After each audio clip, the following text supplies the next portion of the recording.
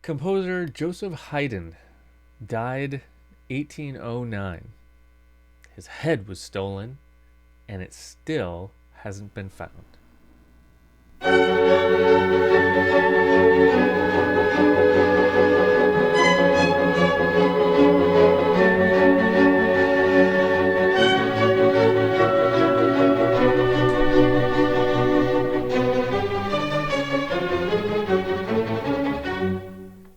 No Halloween story would be complete, I suppose, without a headless horseman story, and this is the closest we have to that, but it's a pretty good one. So, in 1809, Haydn dies. Haydn was well known as a composer in his day. There was a funeral held after his death in Vienna, and he was buried in a cemetery. Now, following the burial, there was two men who bribed the gravedigger to steal Haydn's head. Now, why would they do this? This period of time, there was this really popular science, which has now been completely debunked. But at the time, there was a very popular science called phrenology. And it had to do with the shape and the fine details of the bumps of the head being responsible for certain personal characteristics.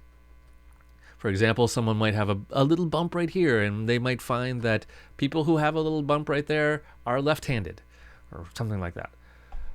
So, people who studied this kind of fake science were really interested in getting their hands on the heads of people considered brilliant, because they wanted to see what the patterns were that made someone brilliant. So, the gravedigger stole the head, and it's worth noting that it was apparently unseasonably warm by the time the gravedigger got his hands on it, and so the head was slightly decomposed, and it made him throw up. That's a well-known fact, I guess, in the literature about this. And there was identified a bump of music in the head, and Haydn's skull was indeed fully developed in this bump, so he had the bump that they expected him to have, which really means nothing, but at the time it did. But then the head kind of goes on a weird journey.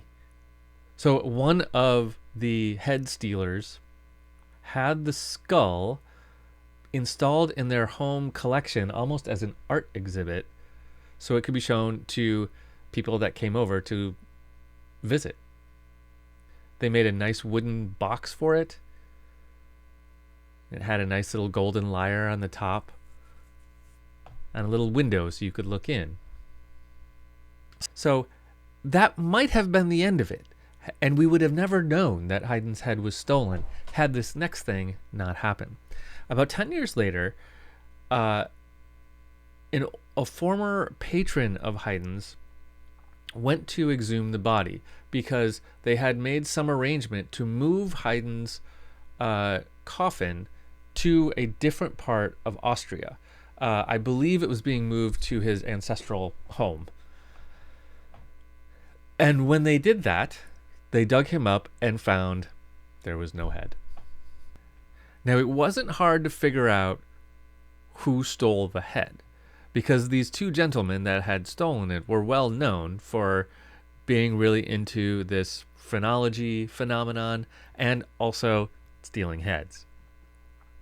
So they were searched, their houses were searched and looked for it, but they just managed to get out of it and hide the skull, apparently in a mattress.